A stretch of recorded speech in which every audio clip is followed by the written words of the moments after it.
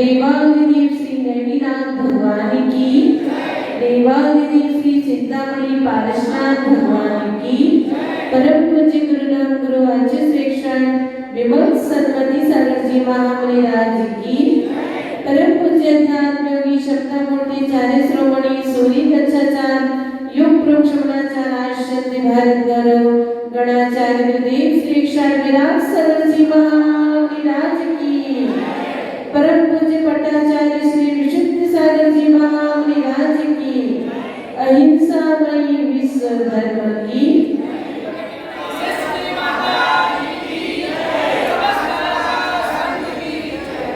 बंधु परम पूज्य आचार्य भगवान गुरुदेव विराट सागर जी महामुनि राज ने प्रवचन सार ग्रंथ पढ़ाया था, जो कि आचार्य कुंद देव के द्वारा लिखा है।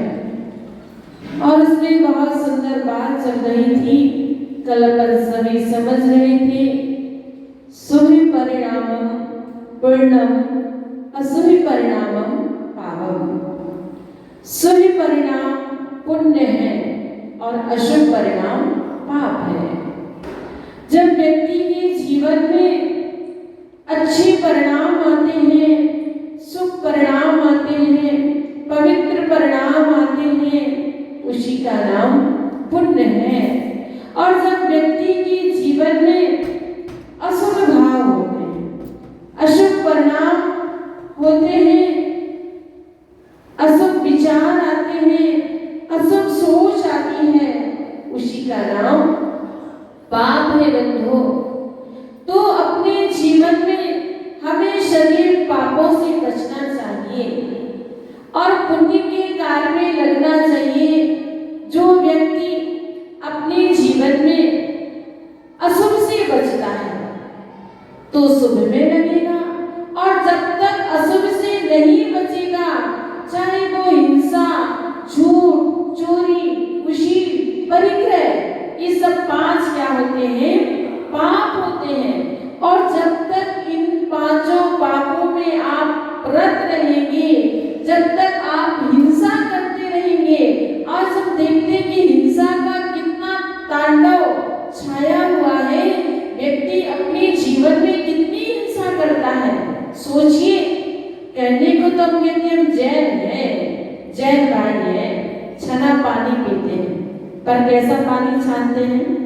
नल में ही उस जाली को लगा देते हैं, उस छन्नी को लगा देते हैं। अब आप सोचिए, आपने नल में छन्नी को लगा दिया और उस छन्नी को महीनों वह छन्नी बंधी रहती है, कितने जीवों की विराधना हो जाती है, कितने जीव मर जाते हैं। अब सोचिए आप कैसे अशुभ से बचेंगे। कितने लोग ऐसे भी होते हैं जो बिना फिल्टर के पानी ही नहीं पीते हैं, है ना? जब तक वह पानी फिल्टर वाला नहीं होगा तब तक कहते भाई स्वाद नहीं आ रहा पानी में, पानी अच्छा नहीं लग रहा है, पानी खारा लग रहा है। अब आप सोच रहे पानी फिल्टर हो रहा है तो मशीन कितनी बार घूम रही है, घूमती है कि नहीं? कितनी बार वह मशीन चल रही है और उसमें कितने सारे जीवों की विराधना हो रही है, कितने सारे जीव खत्म हो रहे हैं। अब फिल्टर पानी आ गया तो लोग कहते छानने की भी जरूरत नहीं है। क्या बोलते हैं? छानने की भी जरूरत नहीं है। सोचिए, विचार कीजिए कि हमारा कितना पापास्वरूप चल रहा है, हमारे माध्यम से कितनी हिंसा हो रही है। और हिंसा होगी तो नियम से पाप का आश्रय चलेगा। लोग घर में फूल उहारी रखते हैं, क्यों रखते हैं? कहीं कोई जीव को विराधना ना हो जाए, किसी जीव को कष्ट ना हो जाए। पंडित जी इसलिए रखते ना सभी लोग, इसलिए रखते हैं कि कोई जीव की विराधना ना हो जाए, कोई कष्ट ना हो जाए। और देखा कि घर में चींटियां हो गई और सीधी झाड़ू लगाई और ऊपर से लेकर नीचे वो चींटियां आ गई। अब आप सोचिए कितने सारे जीव की विराधना हो गई। कितने बार घरों में देखते हैं कि लोग चाय बनाते हैं और जब चाय बनाते वो उपना जाती तो चूल्हे जो गैस चूल्हा होता है उसमें कितनी सारी चींटियां हो जाती है और आप सीधा पानी लिया और डाल दिया, सफाई कर दी, क्या हुआ? कितनी सारी चींटियां मर गई। कहाँ गई तुम्हारी दया, कहाँ गई करुणा? आप कहते हम जैन भाई हैं, आप जैन भाई तो हो तो पर आपके अंदर इतनी दया भाव भी होना चाहिए, करुणा भाव भी होना चाहिए। यदि आप जब तक इन चीजों से नहीं बचोगे तब तक पापाश्रव अनवरत रहेगा। बुद्धो, ऐसा कोई भी क्षण नहीं है जिस समय पाप का आश्रव नहीं चल रहा हो, हर समय पाप का आश्रव चल रहा है। इसलिए हमें उस पाप के आश्रव से क्या होना चाहिए? बचना चाहिए।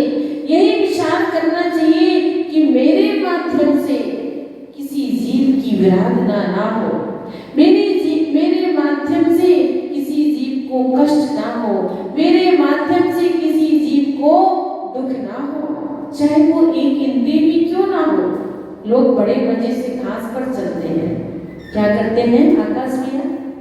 लोग, आप नहीं, लोग बड़े मजे से उस घास पर चलते हैं, बड़ा मजा लेते हैं और बोलते कि जिस गार्डन में घास ना हो तो मजा ही नहीं आता है।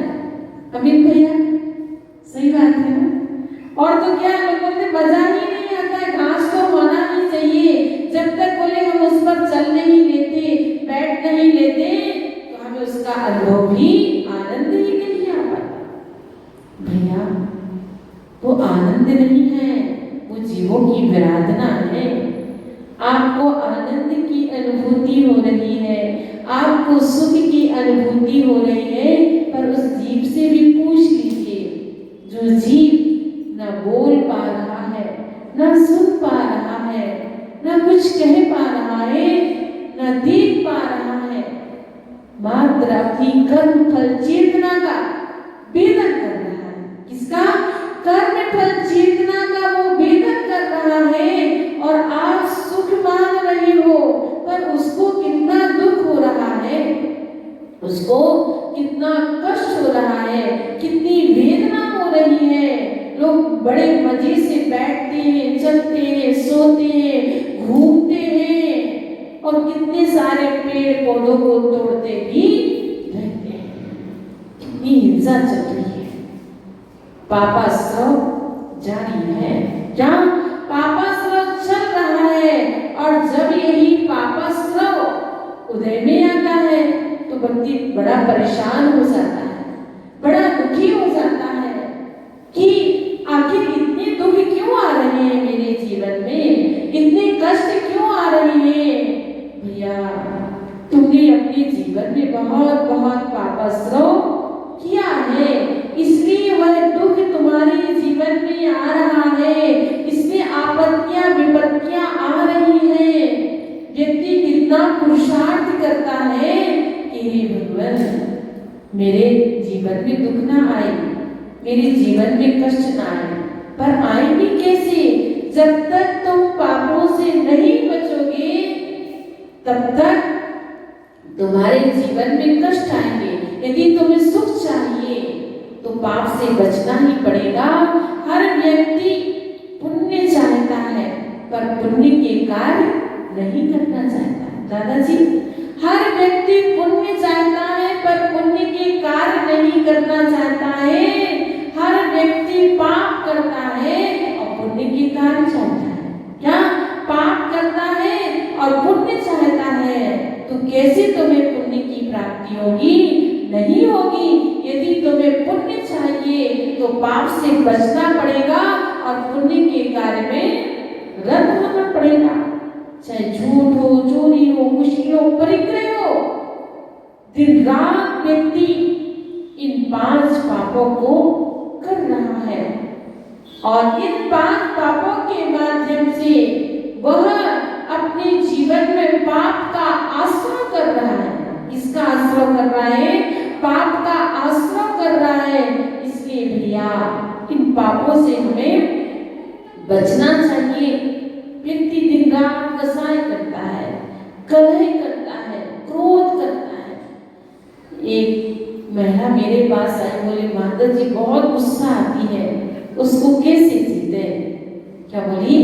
कैसे जीते उस क्रोध को? मुझे भी बहुत क्रोध आता था जब घर में थी, बहुत गुस्सा आती थी, इतनी गुस्सा कि घर में सब परेशान, बहुत गुस्सा आती है। एक बार जब हम गुरुदेव के दर्शन करने गए थे, गृहस्थ में थे, तो माँ ने पूज्य गुरुदेव से कहा कि गुरुदेव इनको बहुत गुस्सा आती है। तो आचार्य ने कहा जब वो माता जी बन जाएगी तो उसकी गुस्सा छूट जाएगी। नीरज भैया, नितिन भैया, क्या बोला कि जब वो माता जी बन जाएगी तो उसकी गुस्सा छूट जाएगी। मैंने कहा आचार्य तो बड़ी निमित्त ज्ञानी है, मैंने तो सोचा भी नहीं है कि मुझे माता जी बनना है। पर आचार्य मेरे पता नहीं कैसे जान गए, मेरे को समझ गए कि माता जी बनेगी और उसकी गुस्सा छूट जाएगी। और नान्यथा मुनि भाषणम, मुनियों के वचन कभी अन्य नहीं होते हैं। और गुरुदेव के अंदर तो ऐसी वाक शुद्धि थी कि वो जो कह रहे वो काम सफल ही सफल होता था। और वास्तव में ऐसा उन्होंने कहा कि जब वो माता जी बनेगी तो उसकी गुस्सा छूट जाएगी। अब जिसको गुस्सा आती हो माता जी बन जाना, क्या माता जी बन जाना तो अपने आप उसकी गुस्सा छूट जाएगी। चिंता नहीं करना, पुरुषार्थ जरूर करना। जब गुस्सा आए तो आप मौन धारण कर लो। क्या कर लो? मौन धारण कर लो। जब गुस्सा आए तो स्थान चेंज कर लो। जब गुस्सा आए तो मुख में पानी भर लो। जब गुस्सा आए तो कहना आज जवाब नहीं कल देंगे। क्या कहना? आज नहीं कल जवाब देंगे, और कल तो कभी आता ही नहीं है। अपने आप परिणामों में निर्मलता आएगी, अपने आप गुस्सा शांत होगी। गुस्सा कब बढ़ती है? जैसे कि जब हम अग्नि में जितना जितना ईंधन डालते हैं, अग्नि उतनी उतनी भभकती है, उतनी उतनी जलती है। उसी प्रकार से क्रोध कब आता है, गुस्सा कब आता है?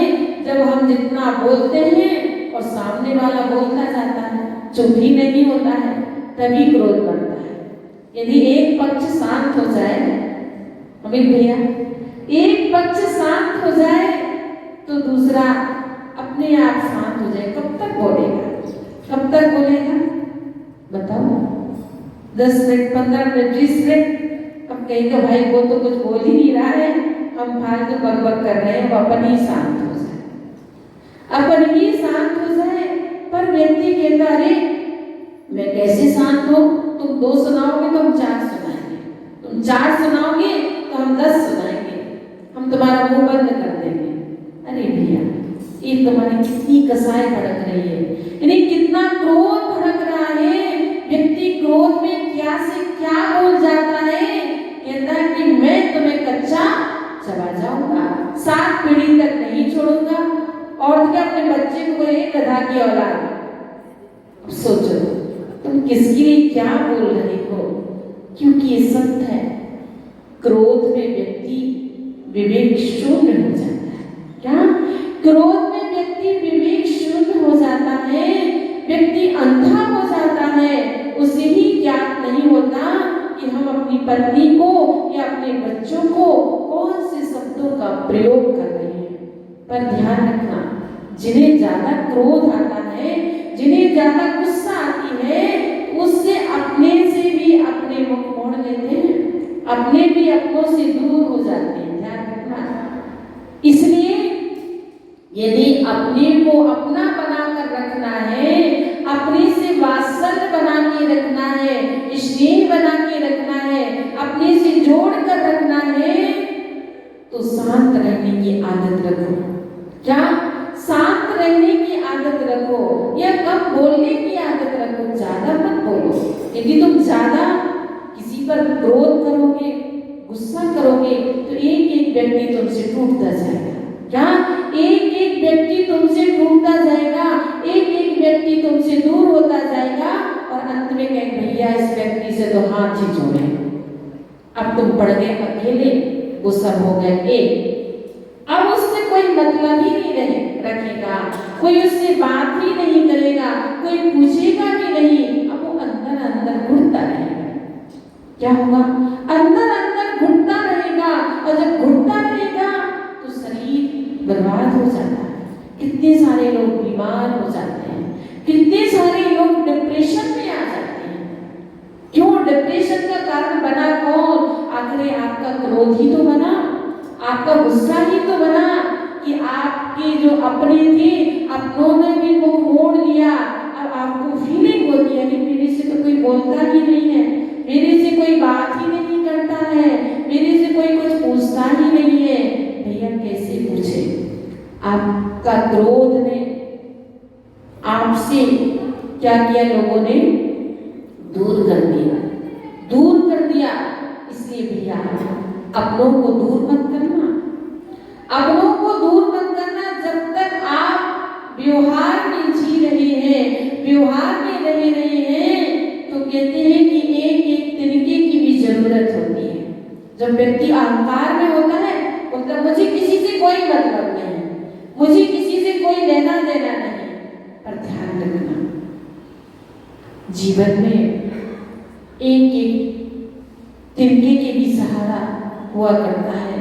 जब व्यक्ति अपनी मंजिलों को तय कर पाता है, अपने लक्ष्य को तय कर पाता है, एक एक तिनके का भी सहारा होता है।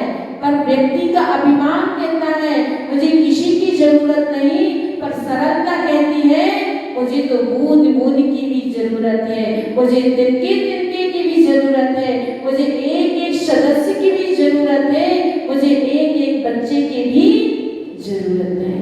एक व्यक्ति की सरलता बोलती है कि मुझे सबके बीच रहना है, तो सबकी जरूरत है। पर अहंकार बोलता है मुझे किसी की जरूरत नहीं है।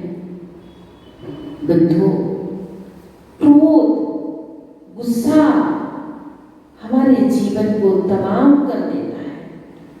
और क्रोध में तो फिर व्यक्ति की वाणी ही नियंत्रण नहीं कर पाता है, व्यक्ति अपनी वाणी पर कंट्रोल नहीं कर पाता है, कुछ का कुछ बोल देता है और बाद में पछताता है। ओहो, मैंने उसके लिए ऐसा शब्द बोल दिया था, मैंने उसके लिए ऐसा कह दिया था, अब तुम्हारे पछताने से क्या, अब तो उसको तुम्हारी बात लग गई।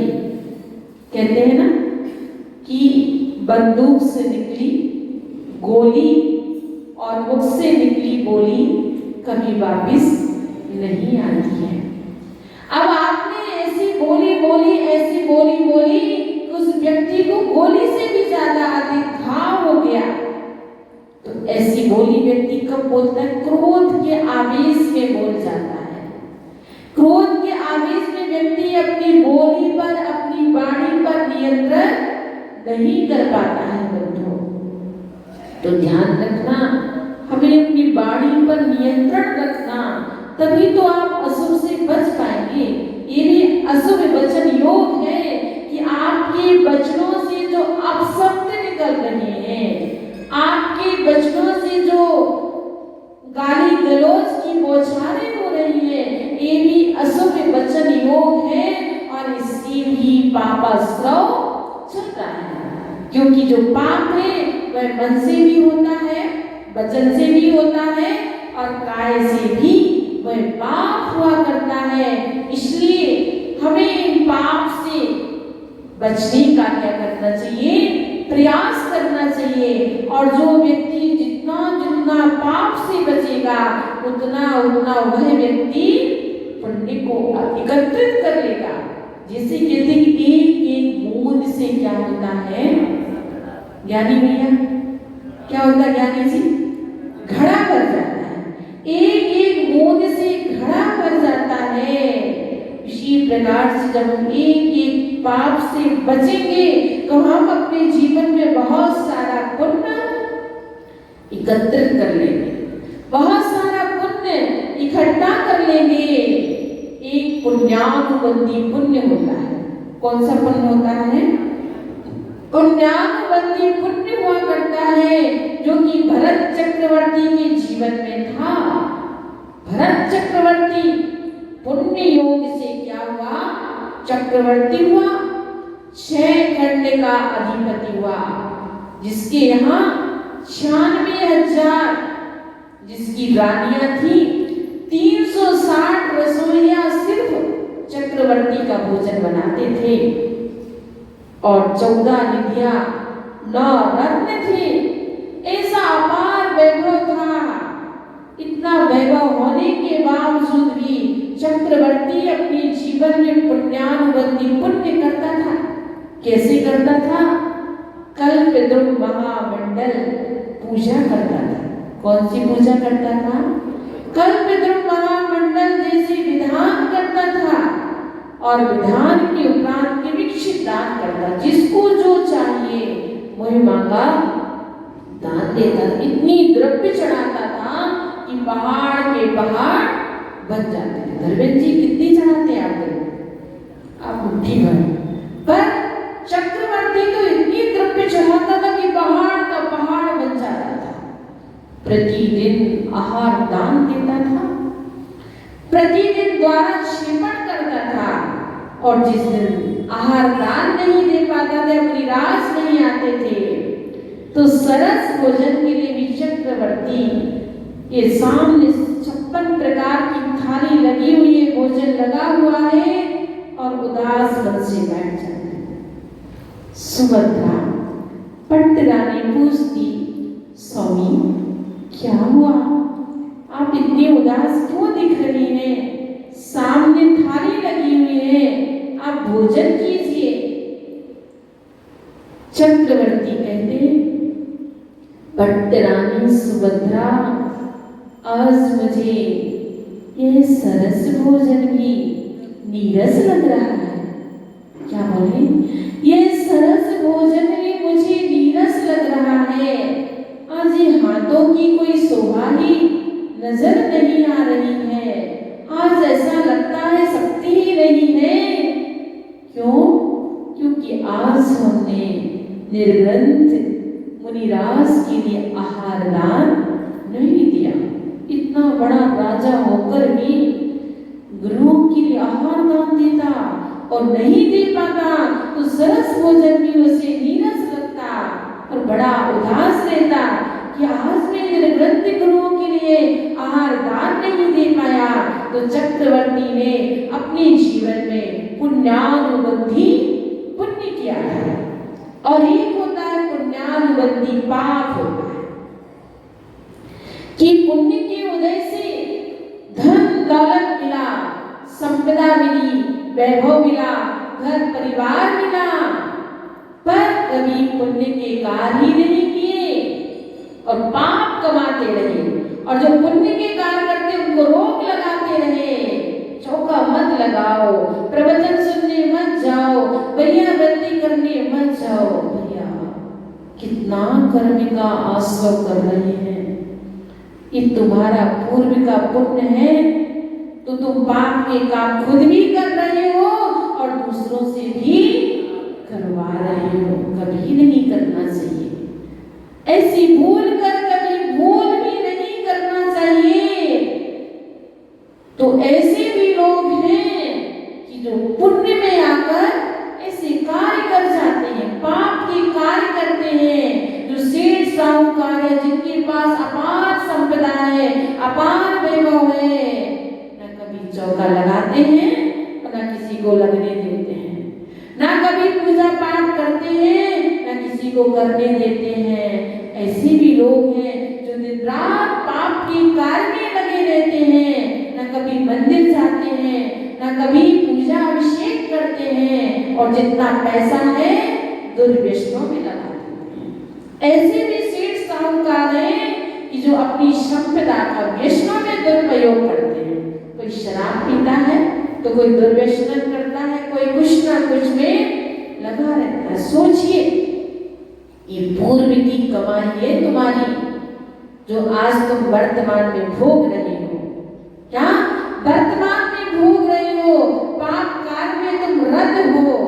लोगों के मन में भी आ जाता कई बार, बोलते माता दुर्व्यसनी है और इतना व्यसन करता है, कभी दान पुण्य नहीं करता है, फिर भी इसके पास इतनी संपदा है। आता ना मन में भैया, पूर्व की संपदा है, वर्तमान में तो खाली खाली हो रहा है। पाप का आसरा उसका अनवरत चल ही रहा है। पुण्यानुबंधी पाप होता है कि पुण्य के योग से उसको धन दौलत सब कुछ मिला, फिर पाप के कार्य में लगा रहा है। आचार्य गुरुदेव हमेशा सुनाते थे कि आचार्य विमल सागर जी गुरुदेव कहते थे कि बनिया लोग बासी खाते हैं, अंजनी नगर वाले बासी खाते हैं कि ताजे? धर्मेंद्र जी, अमित जी ताजा खाते हैं, पंडित जी कैसा खाते हैं?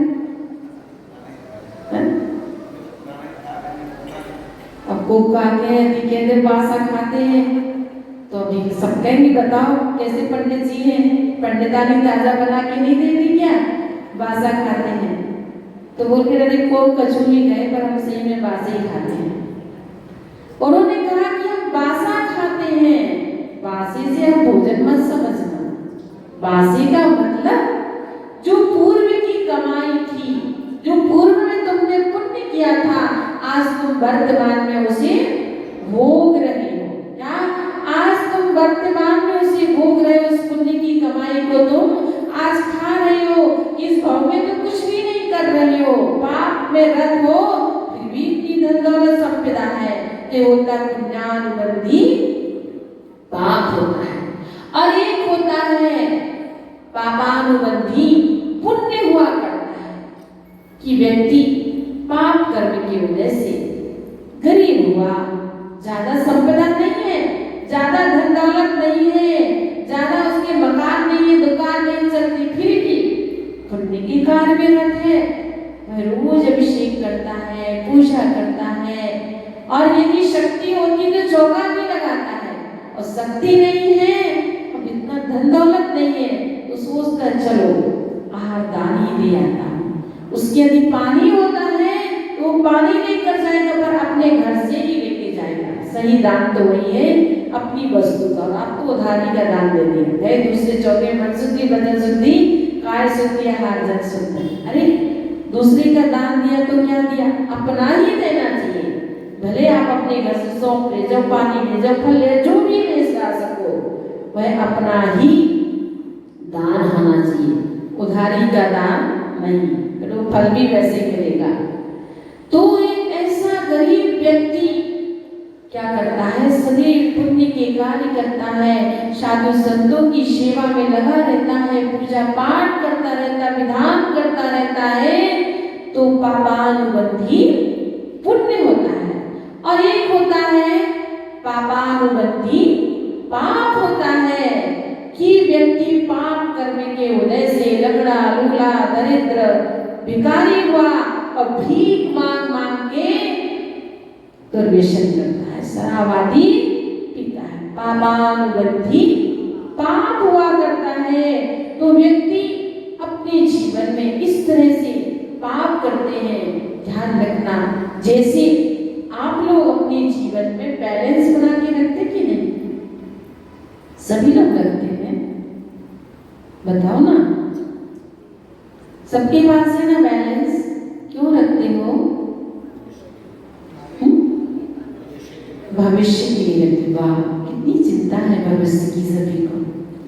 भविष्य के लिए अपना बैंक बैलेंस बना के रखते हैं। कहीं बच्चों ने साथ नहीं दिया तो बुढ़ापे में क्या करेंगे? कहाँ कहाँ की ठोकरें खाएंगे। इसलिए बैलेंस बना के रख लो, कभी ना कभी तो काम में आएगा। यानी बैलेंस बना के रखा कि नहीं? रखा है, कभी ना कभी तो काम में आएगा। ऐसे ही एक पुण्य का बैलेंस बना के रखना। किसका? पुण्य का बैलेंस बना के रख लेना। और जिस व्यक्ति ने पुण्य का बैलेंस बना के रख लिया, उसके जीवन में तो कभी आपत्ति विपत्ति आ ही नहीं सकती। इसलिए बंधो, अपने जीवन में पुण्य का भी ऐसा बैलेंस बना के रखो, ऐसा बैलेंस बना के रखो कि आपके जीवन में कभी प्रतिकूलता ही ना आए। और जो प्रतिकूलता आ रही है वो सब के उससे आ रही है, क्योंकि वर्तमान में ऐसे भी लोग हैं जो बहुत पुण्य करते हैं, बहुत अच्छी कार्य करते हैं, शुभ कार्य करते हैं, फिर भी उनको सफलता नहीं मिल पाती कई चीजों से। कोई धन दुखी तो कोई मन दुखी तो कोई तन दुखी नजर आते हैं। कोई बात नहीं, चिंता मत करो, पर इस भाव में आप इतना पुण्य का बैलेंस बना लेना कि अगले भाव में तन सुखी, मन सुखी और धन सुखी, सब सुखी ही सुखी नजर आए। इसी मंगल भावना के साथ से विषय भी जीवनी परम पूज्य राष्ट्रपति भारत गौरव गणाचार्य गुरुदेव श्री विराट सागर जी महाराज जी की